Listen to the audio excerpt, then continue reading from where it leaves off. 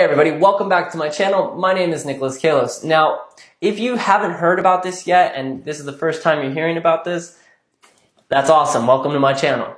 Now, listen, we're getting new IDs. Some veterans, I know the retirees are, and the family members of the retirees. Here's the news that we got so far. It's going to be exactly like a CAC, just without the chip, and it will not be some laminated piece of paper. Here's what you need to know about it that I've been made aware of so far. It's not just going to be like, hey, you show up and you get a new ID at the same, all at the same time. It's supposed to take about 5 years to get everybody to switch over.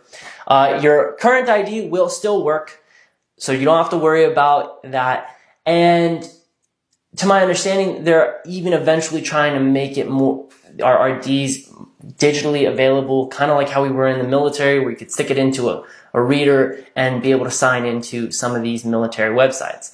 I know personally that would make it super easy for me, because who doesn't forget their password sometimes for e-benefits? It's a normal thing. We're only human. But this, it's all kind of speculated of exactly where they want to go with technology. That's what I've been reading. They don't have a complete direction, and they don't actually have a set list of all the capabilities of this new ID card. All I know so far, and all you probably know, is just the fact that it's no longer the laminated piece of paper. It won't have a chip, and it's going to be more like your CAC that you had when you were in the military.